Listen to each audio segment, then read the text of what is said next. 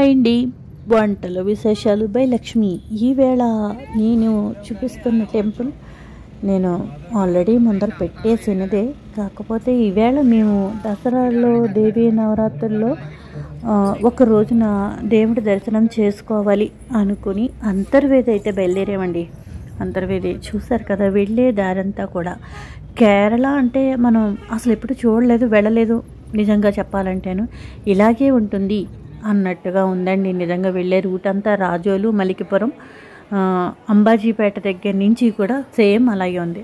ఇంకా స్వామివారి దర్శనానికి జనాలు అయితే చాలామంది ఉన్నారండి. మేము వెళ్ళింది ఆదివారం, అందులో స్వామివారి దర్శనానికి ఇంకెంతమంది వచ్చారనుకున్నారు? చాలామంది అయితే ఉన్నారు. స్పెషల్ దర్శనం టికెట్ అయితే తీసుకుని వెళ్ళామండి. వెళ్ళిన తర్వాత స్వామివారి దర్శనం అయితే పెద్దవాడు చూసారా, ఎంత పెద్ద ఆవిడ వీల్ చైర్లో తీసుకొచ్చి మరి అలా దర్శనం చేయించారు అంటే నిజంగా ఆవిడకి చూడాలని దేవుడు. మనం ఒకటండి, ఎప్పుడైనా సరే మనం దేవుడికి అంటే మనకి వెళ్ళే అక్కడికి అదృష్టం ఉంటేనే సరే వెళ్ళగలం.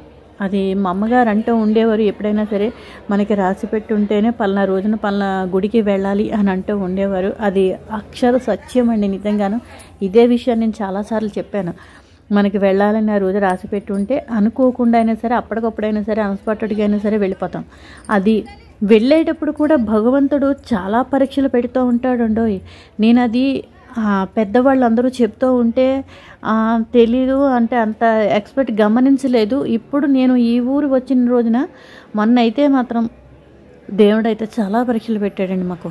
ఆగి వెళ్ళగలమా లేదా అని కూడా మేము అనుకున్నాము. 10ంటికి బయలుదేరిన వాళ్ళం. వెళ్ళేటప్పటికి ఎలా లేదన్నా 85 కిలోమీటర్స్ అంటే చాలా లాంగు. అంతర్వేది వెళ్ళేటప్పటికి రాజమండ్రి 75, 85 ఏమో. అయితే మేము వెళ్ళేటప్పటికి మహానోజ్యం పెట్టేసి గుడి కట్టేస్తారేమో అని అనుకున్నాము. కరెక్ట్గా మేము 1 గంట అయింది. మేము వెళ్ళిన తర్వాత మా వెనకాల ఇంకొక 25 మందిని 20 మందిని తీసుకువెళ్ళారు అంతే గుడికి వచ్చాం దర్శనానికి. దర్శనం అయితే మాత్రం చాలా బాగా జరిగింది. ఇక్కడ వెనకాలైతే సూర్యనారాయణమూర్తి ఉంటాడండి. అంతర్వేదిలో లక్ష్మీనరసింహస్వామి గుడి వెనకాలకి సూర్యనారాయణమూర్తి 7 రథాల మీద, అంత పెద్దది ఎక్కడా నేను చూడలేదు. అంత బాగుంది. ఇంకా ఈ స్తంభాలు అయితే చెప్పనవసరం లేదండి, రాతితో కట్టినవి. గుడి అంతా కూడాను చాలా బాగుంది. ఇక్కడ ఈ కాయిన్ నిలబడుతుందా లేదా, కొన్ని చోట్ల చూశారు కదా మీరు, అంత కాయిన్ దేవుడికి ఇలా అతుక్కుంటే మనం అనుకున్న జరుగుతాయి, నిలబడితే జరుగుతాయి అని అనుకుంటూ ఉంటారు.